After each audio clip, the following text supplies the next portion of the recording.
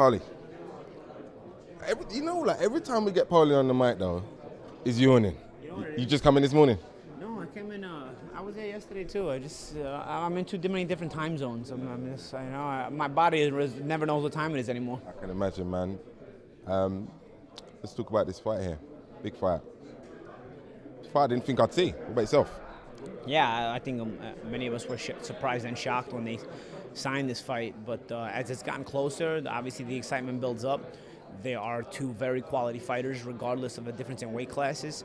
The difference in weight classes does make it a bit risky. At first I was even saying it's even a bit dangerous because Golovkin is such a big puncher and he's also the naturally bigger guy.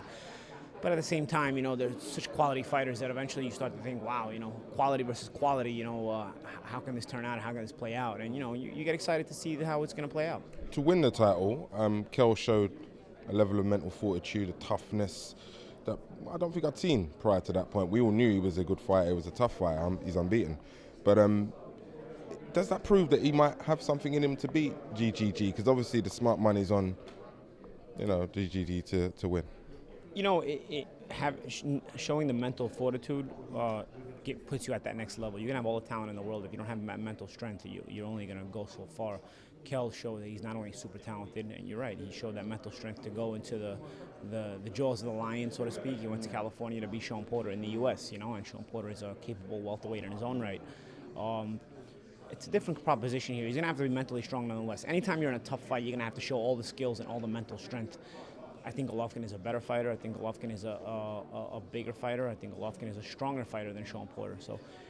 And he's a more calculated aggressiveness. Sean Porter had an aggressiveness that was almost psychotic in some ways, and Kell was able to unrelenting. Yeah, unrelenting, and Kell was able to smother him, clinch at times, and use the force against him, so to speak. Golovkin is a guy who cuts the ring off to you, very calculated, like a real predator.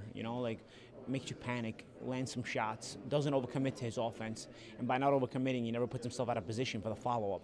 He never lets you off the hook. If a guy gets out of position when he throws his offense, there's two things you can do. One, you can counter him. Two, you can also escape and cause a reset. It's very hard to cause a reset with Golovkin because he's never out of position. So you're always under duress all 3 minutes, cutting you off under duress.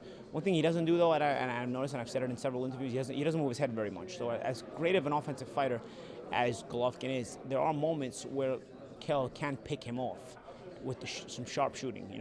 Here's the thing with the sharp shooting: is it gonna frustrate Golovkin enough to unset, throw him off his natural fight game? Yeah, exactly. Throw him off his natural fight game, disrupt his ability to set his distance correctly, because Golovkin really relies on setting that distance correctly while get the power. Yes.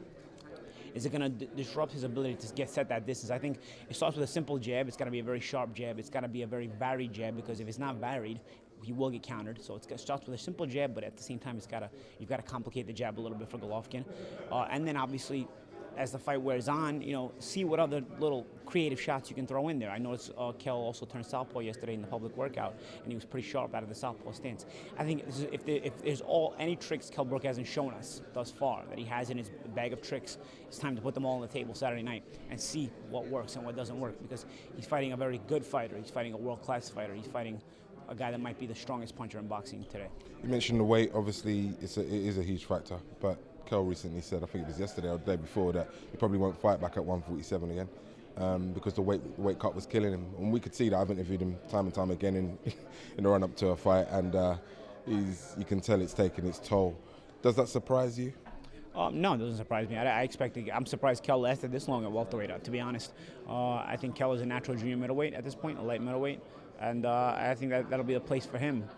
Even if he wins this fight, I mean, how many times are you really going to defend the middleweight title? Being the naturally smaller guy, you probably want to go down to light middleweight regardless.